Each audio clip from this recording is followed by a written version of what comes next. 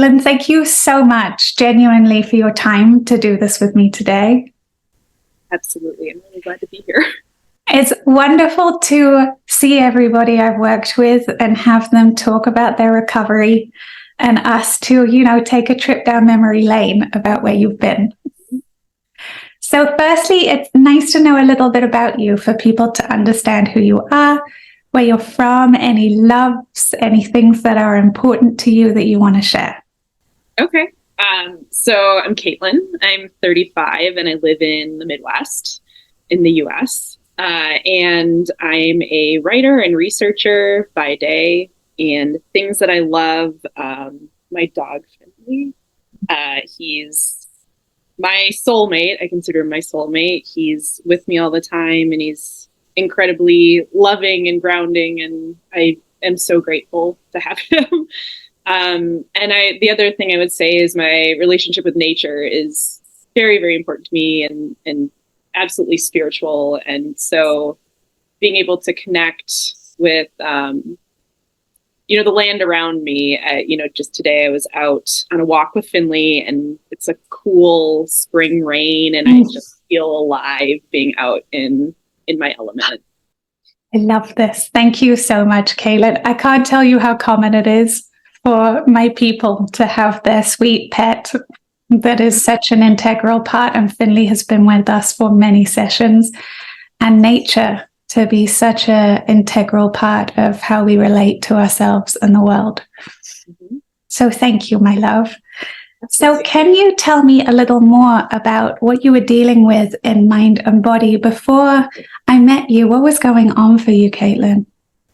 Yeah, so before we started, I had a general feeling of stuckness in terms of what I was experiencing. A lot of anxiety, a lot of panic, multiple times a week. At that point, my world had sort of become very small, and I had developed agorophobia. And so I was spending a lot of time at home, panicking, fearful, and I would say generally feeling lost about a way forward.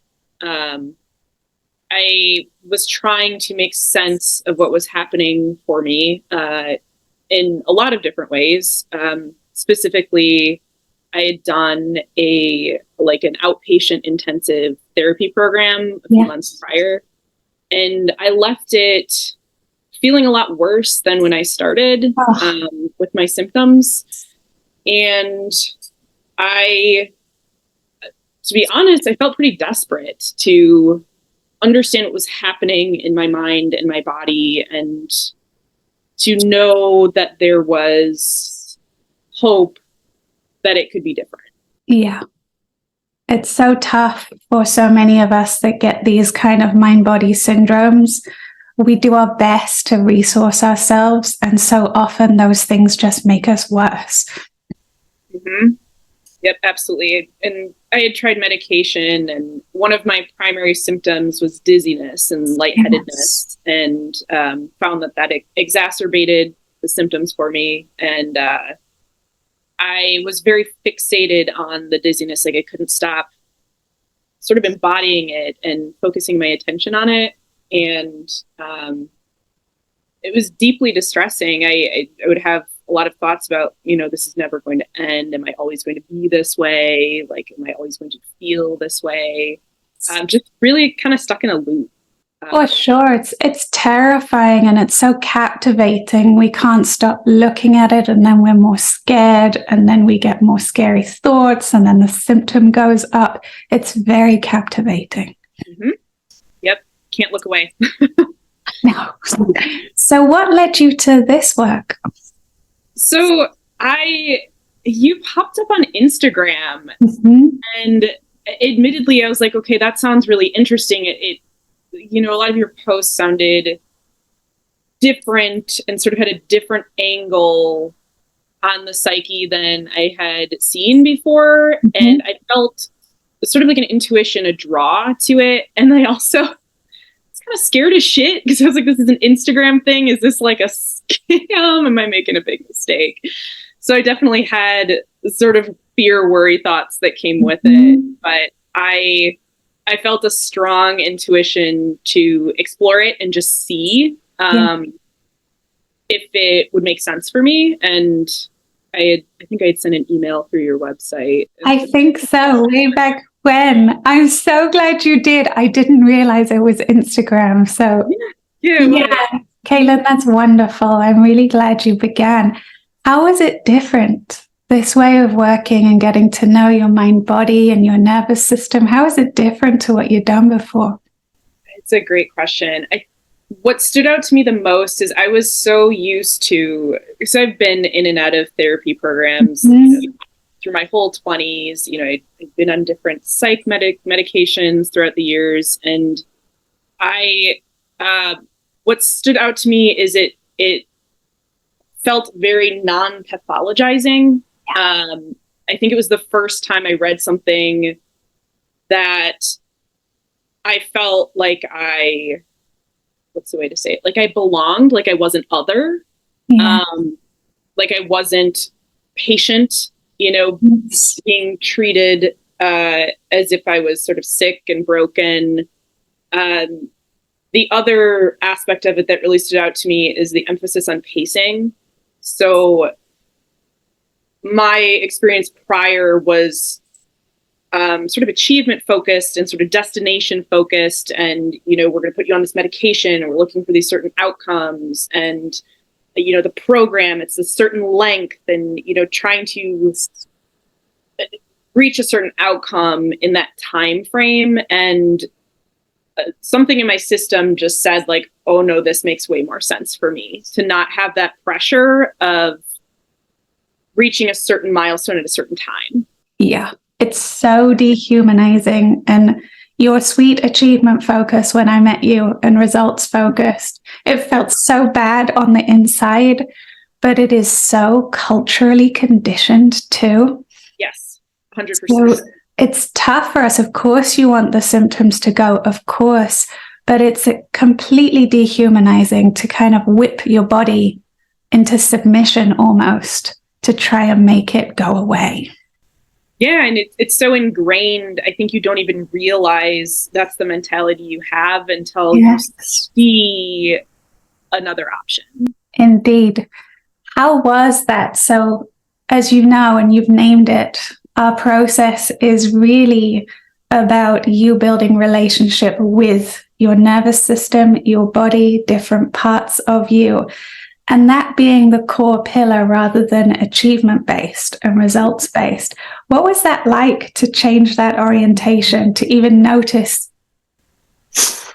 Truthfully, you can probably affirm this, initially extremely challenging. I know. My body and my mind fought it a lot. I had a lot of resistance of, can I do this? Some days I think I went into sort of like, this must be nonsense, sort of voices were loud about that conditioning. Like the conditioning wanted to stay in my system for quite a while. I would say probably the better part of a year. Me too. If not longer.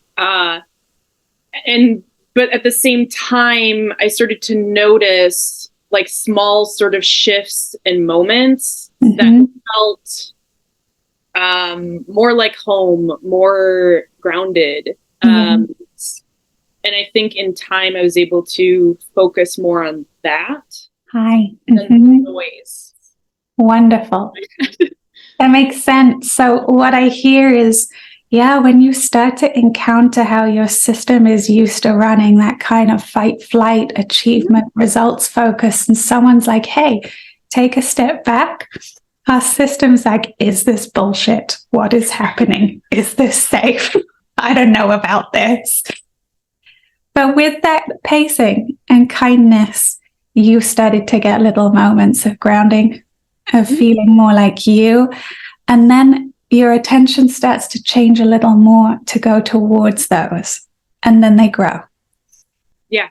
And it takes time, but it's sort of, I remember thinking at first, you have this sort of sense of like, I can't see the light at the end of the tunnel. For sure. I just can't see it. And then all of a sudden time has passed and, I've had multiple moments like this in the last year, especially where I look back and I'm like, oh, I've arrived at this destination in some ways, at least in this moment in time, of something that for a while I didn't believe was possible. I just couldn't see that my life could be like this instead. How does that feel to say that the light was at the end and you can look back now? I think there was a part of me that always believed it was there, but the voice of like, well, I can't see how this could be better was a lot louder. Agreed. All right. It's why people land, because there's something deeper in people that knows, like, hey, I know something in me knows I can heal. But there's so much fear, and it's been so scary in our diagnoses and our brushes with the medical system. It can make that voice even louder. Oh, yeah, absolutely. It amplifies it, I think. Agreed. What have you enjoyed about this process? Okay, so this is kind of an interesting one, I think. That was unexpected. Through a lot of our conversations, and I think reading some of what you post on Instagram also, the concept of autonomy, I think, was very foreign to me, and it's sort of an unexpected outcome as part of this process that I've really embraced and has felt, I mean, I'm being a little repetitive here, but like coming back home. Indeed. Like, it was that sense of self. I think I've always had a pretty strong sense of self. It just has been occluded or sort of stifled over the years. And being able to reconnect with that and sort of have permission to stay in my emotional center of gravity and speak with my voice and assert myself when I want to choose differently or, you know, align an action with my values, has been maybe one of the most rewarding parts of this, because I feel more me, I feel more myself. And it's another thing that because I wasn't anticipating that as sort of a side effect of this, it almost feels more profound to, you know, to have lived so many years without using my voice. And to be honest, I kind of revel at it. I'll have to tell you about this in our next session, but I very, very much used my voice in like a family situation recently. And there was sort of like a sense of like shock and awe that it came out of me. And I was shaky and it felt kind of messy, but it was like, oh no, I'm here. I'm here. And even if this is uncomfortable, I know this is right for me. And so it's that duality, I think, that's really incredible to me, of being authentic doesn't come without discomfort or without messy moments, but it is worth it every single time. Thank you. That is really, really wonderful to hear. It's so fascinating when I ask this to people. You come to me for symptoms. When I tell people, I ask them, what is the most important thing or what have you enjoyed? And it's so much different. It's so much deeper. And then that reconnection and the growing safety in being you and having voice and boundaries and working from values, the anxiety's gone down. The symptoms go down. Yeah. It's so fascinating. And yeah, I could see it was unexpected, you know, as things got deeper and you got to know yourself more, where things started to go was not expected. No. And there's sort of moments, many moments where I'm standing on the precipice, right? And I have a choice. And the choice is to show up as me or to repeat a pattern of silence or people pleasing or you know, inauthenticity in whatever way. And feeling that sort of energy of like, I do have a choice how I show up here. I think it's just been really empowering, honestly. And those have been some of my, I think, greatest sort of successes during this process. Oh, yes, they have. And I am so celebratory of you, Caitlyn. It's been a gorgeous thing to watch. So hurrah. And yes, to the being able to show up and have discomfort and that be okay is a really big deal in a nervous system that used to feel scared of everything. Right. And so when having that sort of appreciation for both can exist, Yes. it's sort of like I can feel my system then naturally come down from it. If there's any discomfort, or maybe I have a little activation in that moment, like I did with this recent experience, and it doesn't get stuck or sticky in me. I'm like, ooh, okay, that was interesting. And my own perception of it is more curiosity based, Yeah. I would say, instead of, going first to sort of like judgment or, oh geez, did I do something wrong, or like doubting myself. It's more of like, oh, okay, let's Yes. adjust that and think about that and let that kind of settle a little bit.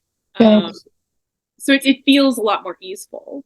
Indeed, curiosity is. And Caitlyn, that is your work. That is your beautiful work with pacing and time and grace to come to a place where your nervous system and you can notice things without all that fear and with curiosity. So high five for that one. High five indeed. Your relationship with yourself, you covered a lot of it, that you feel more at home, you feel more in your voice and empowered and autonomous. How else has your relationship with yourself changed through this process?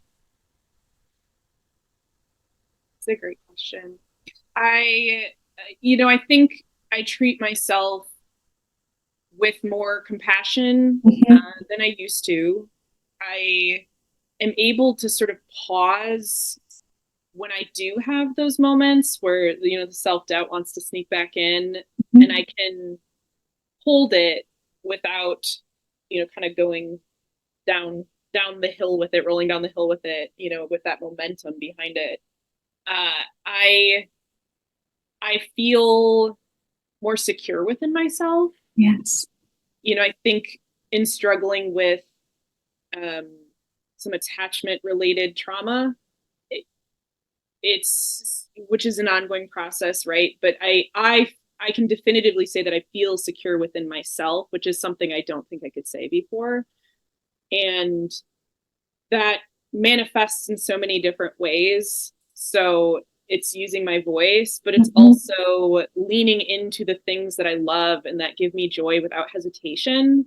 So reading a book about moss because I love moss and I have a special sort of resonance with moss, or, I taking a long hot shower because that helps me feel relaxed. I don't deny myself those moments, or, question whether I'm being too indulgent.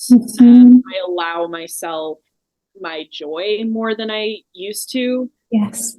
And my own voice, I think it was always there, but it was very diluted with the voices of, my parents or my partner at the time, or basically everybody else around me. And it was hard to tease out my own voice. And now my voice is sort of the strongest in the bunch. I hear it pretty quickly, and I'm very close to it and in touch with it. And it's most of the time, of course, there's nuance. It's easy for me to connect with what it is that I want.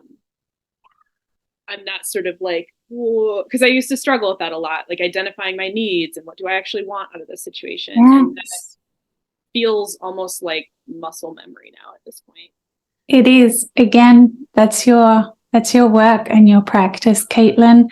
What I hear is the change from quite an external orientation, which is so conditioned in all of us, familiarly, religion, gender, of outside what is wanted, expected, needed, and this starting to internally orient what nourishes me, moss, hot showers, whatever it is, I'm allowed to nourish me. That's a need that I can hold. Mm-hmm. And the self-trust that you can check in and your voice will be there and you can hear it. Yes. It's and knowing my voice is there always, I think, is what has led me to feeling more secure. Yeah. I think I needed that. I needed there. And I think the other aspect of this I would add is, we had talked about this early on, having a sensitive nervous system. And what's interesting is when I was growing up as a child, I've always known I was very sensitive. It's not news to me. But when I was growing up, it was very much pathologized or sort of shamed. And having that sort of reassurance that there's nothing wrong with me, this is just how my system works, it sort of feels like a new era in my life in a way, that I can fully embrace the fact that I'm a sensitive being, and that I would say historically I felt sort of what's what I'm looking for, like protective of it in a way, or reserved, or like I can't show people that I'm sensitive because what will happen then. And I think there's a healthy protection there now, but I embrace my sensitivity more than I used to. I give myself permission to say, today's not a good day for me. I need to do self-care instead, or this conversation needs to wait until tomorrow, or, these sorts of things. Yeah. I'm working with my sensitivity now instead of trying to fit in as a person that does not have a sensitive nervous system, because that's what I did for years. And it doesn't really work. No, it really doesn't. It's innate. 15 to 20% of us. It's clearly valuable because it's a genetic trait that has endured in our tribe. So yeah, learning to work with it creates so much safety and permission too. I've watched you start to embrace it and work with it. And I've also seen this in your work life, Caitlyn. Yeah. The people that don't know, Caitlyn was a nurse. So, go. Everybody else's needs come first. And then very bravely changed careers to write and do what you love and be creative. And I've watched that confidence and your orientation of how do I like to work? What kind of people do I like to work with? Start to shape your work, and your work has expanded and you're doing really well.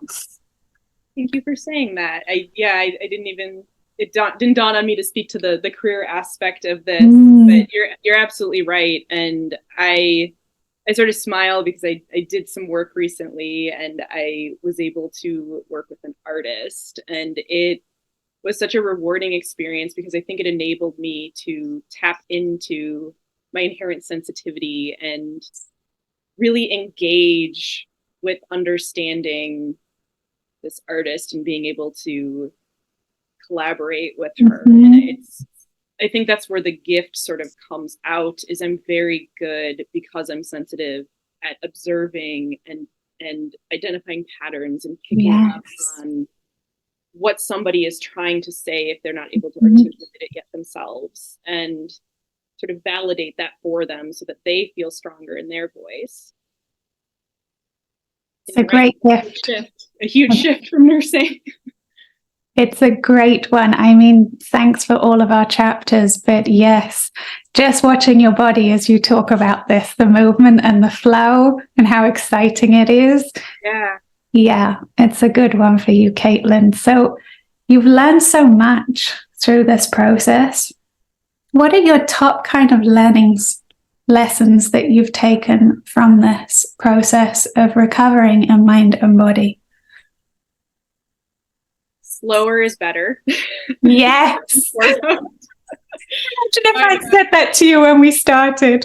Yeah, my achiever is like, but is it? We're in a constant dialogue about that one. but yeah, slower is better. I think I was so used to, and I still have to catch myself, right? Being in that sort of hyper functioning, go, go, go mode that I would sort of lose myself. And it's to the point where if I'm doing something, I even pause and sort of ask myself, is this slow enough?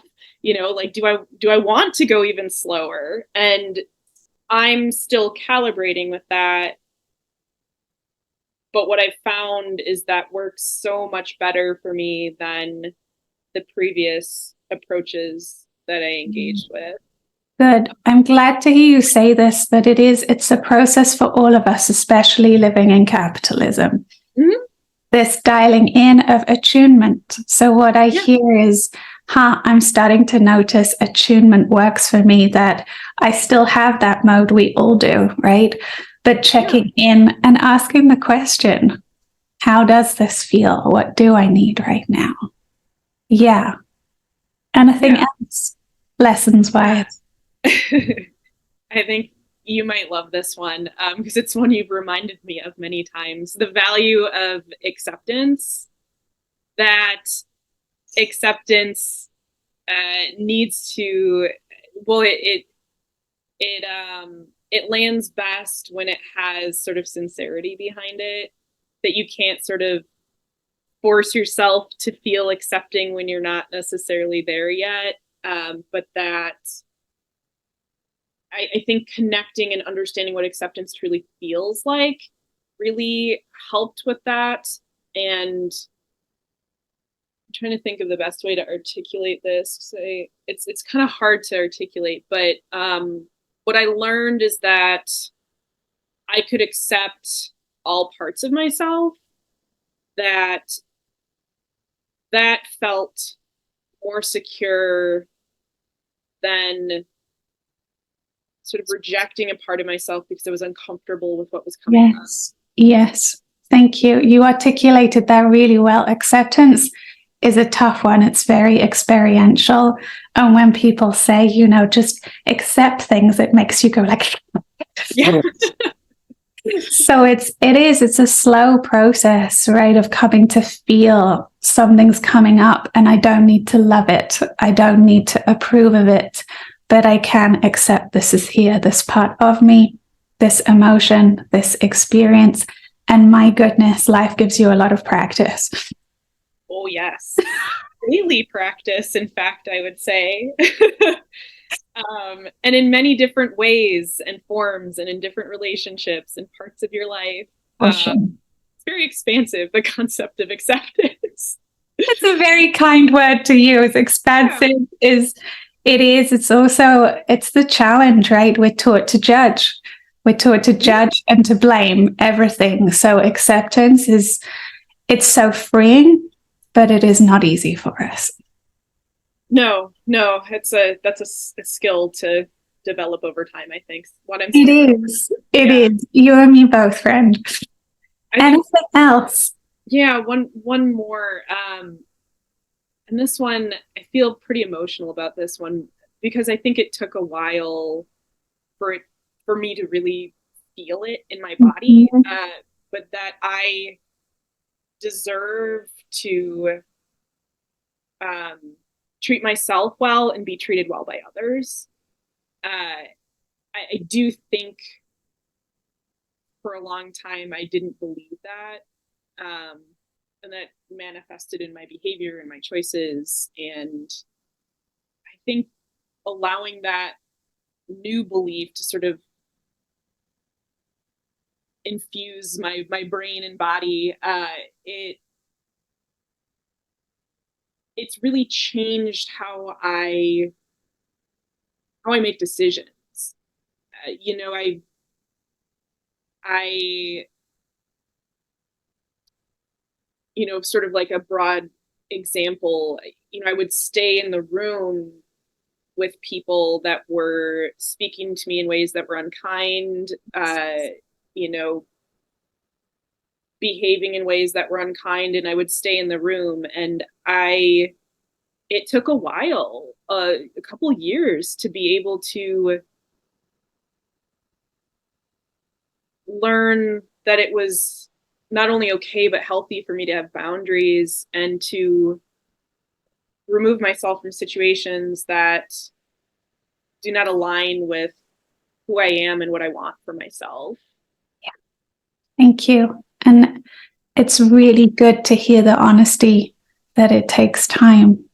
Yeah. That these deep-rooted beliefs, you said it right, it's like taking a little seedling, taking root and diffusing in. And it is emotional, because when we do have a belief we're not good enough or not worthy, it will drive a lot of behavior, shielding, soothing, a lot of things.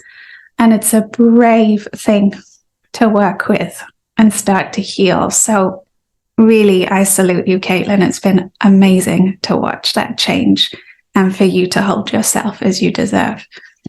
Thank you. That means a lot. It really does. It's been a road, right? It really is, my love. Yeah. So anything else outside of this work? Because I encourage you to go and find things that feel good to this sweet system. We have Moss and we have Finley the pug. Mm-hmm. Anything else supportive outside, physical, emotional, spiritual, social, that supported you in healing? Yeah, a lot. The first one that comes to mind is, and I mean this phrasing intentionally, allowing myself to develop close relationships with women, which is something that I had struggled with previously. And I now have two close friends that are amazing sources of support. And not only that, they allow me in as well. And they trust me as a safe person in their life, which is something I don't know that I had before, or a role that I was able to play for other people before this work. And that is helpful during this process, to have those relationships that are reciprocal. Yes. It's been beautiful, and I'm endlessly grateful for both those relationships. Being outdoors, very, very, very important during this. So I have a lot of hiking paths that I frequent. Wonderful. That I love. I was just at one yesterday checking to see if the spring flowers were up yet. They are. There's carpets of Siberian squill and snowdrops, and it's right on the lake. So slapping, you can walk on the beach, and it's just gorgeous. So whenever possible, getting out of my head and being out in nature was just everything for me. Leaning into like somatic soothing type things. So one of my favorite things I did during this process is I found like an eye mask that warms up and then massages your face. I am all about this, Caitlyn. The first time I put it on, it's about a 15-minute cycle, and my partner was sitting next to me. I took it off when it was done, and I was like, I feel like melted butter. Because it melts you. It's so relaxing. Oh, so good. Yeah. So finding, I've always resonated with, dance and physical activity and being in my body, but it was just a different way of connecting with my body that was a little more intentional. And so finding those activities, you had taught me this, the hand on the back of the neck to sort of ground and reassure your system, and sort of elevated. So just those small touch or small moments or little,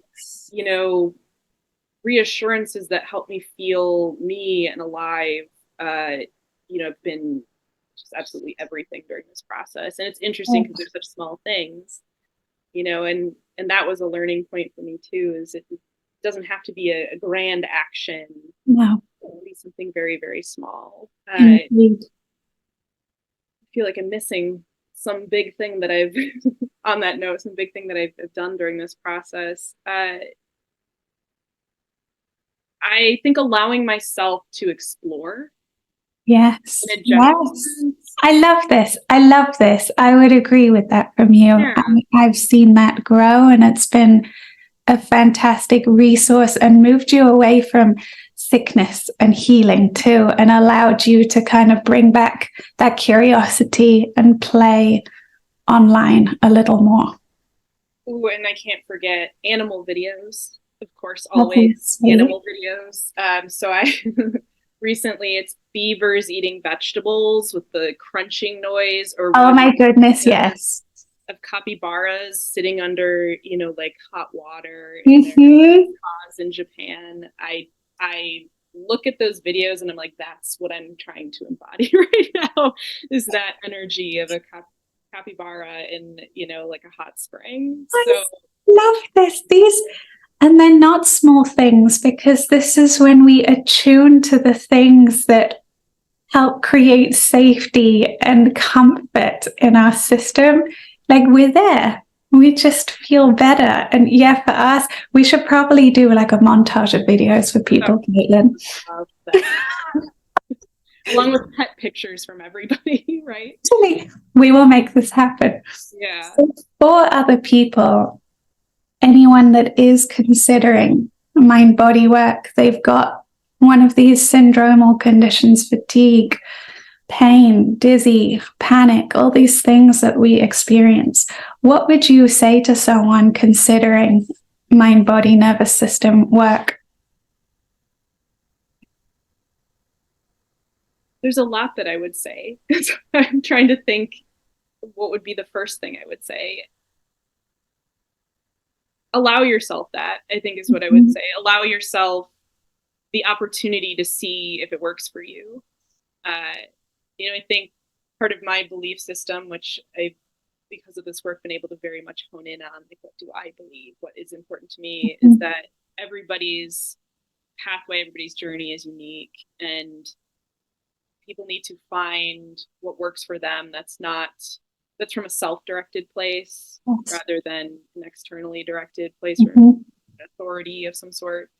And I believe that most people can find a benefit from doing this work because it is, in many ways, the antithesis of how our society functions. Yeah. Slowing down, being in touch with yourself, uh, you know, developing easeful ways of existing that are not outcome focused or trying to reach an ideal of success or what is normal. Mhm. And I I would add that I think everybody deserves healing. I do believe that no matter who they are or what their life has looked like before, I think everybody deserves that. And I think my wish for people, if they're interested in this, is that they are able to pursue it, when they want, how they want, because it, at least in my case, it really did change my life in many ways. Thank you. It's a really beautiful wish for other people. Caitlin, I love your heart. I hope you get to share it with a lot of people. So too. So, where is your energy and attention going now that you're back out in the world? You can hike, you can drive, you're confident, you know who you are. What's next for Caitlin? Any dreams or hopes or anything that you're moving towards?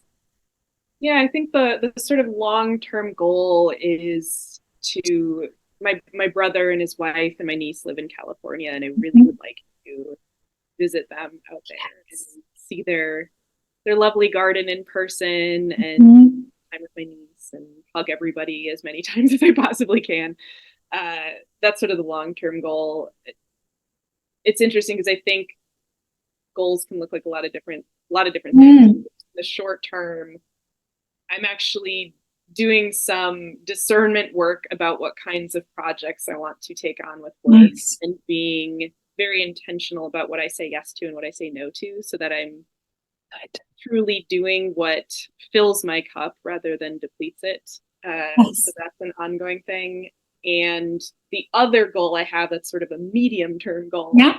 is, I've been able to expand my range where I travel, and I feel very inspired to find places to visit. So I'm not just going out for a drive just to go for a drive, but going to a destination. And Mm. so one of the things I would like to do, and she referenced this in the book I read about loss, is find some of the bogs that are in Wisconsin and put my feet in them.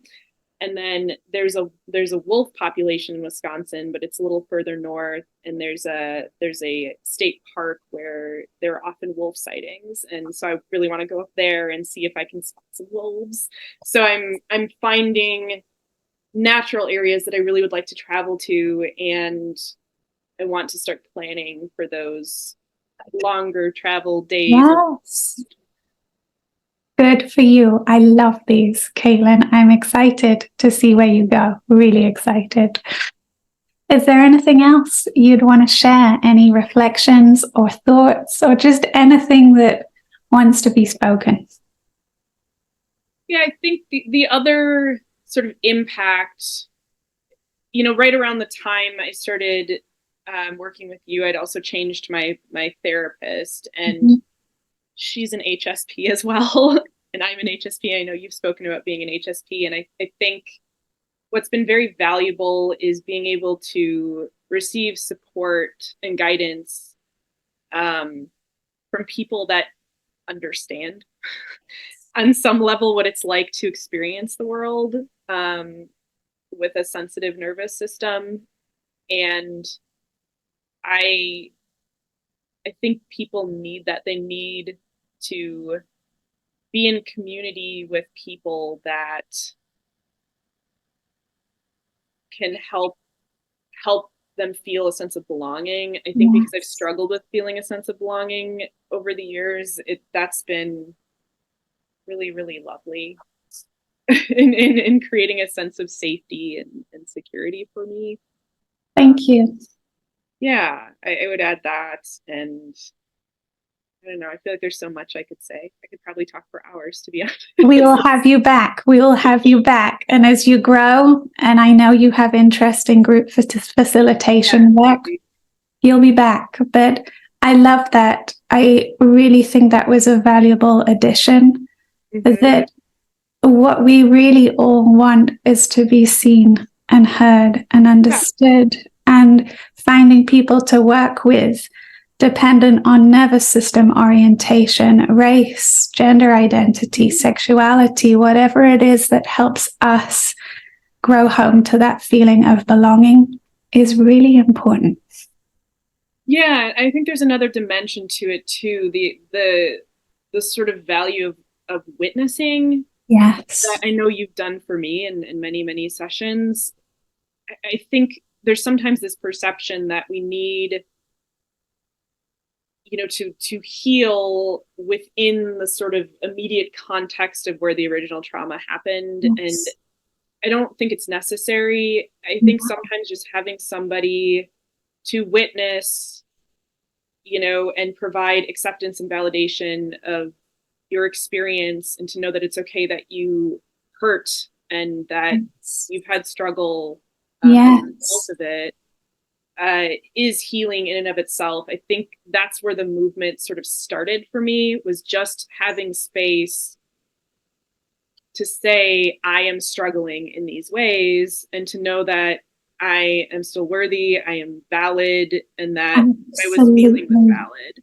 Absolutely, that it makes sense that you feel that way, that there's a reason.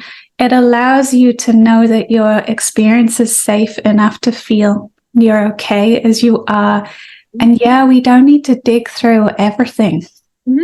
It's feeling safe enough to process that. Yeah. Without needing to analysis paralysis it, which is a fun place I like to go. It's a superpower for all of us, my friend. Yes, it is, indeed. Caitlyn, thank you so much for sharing your experience healing and sharing you today. It's such a joy to hear you and to know you. It's been a journey, and I am grateful for you and the work you do. And I, to be honest, was really excited to share, because my hope is that other people see that there is hope, that there's people out there that maybe are in the place I was at when I started, where it was just like, I want hope, but I don't know where to find it. I can't see it. And absolutely. To know that it is there. Thank you. Thank you so much.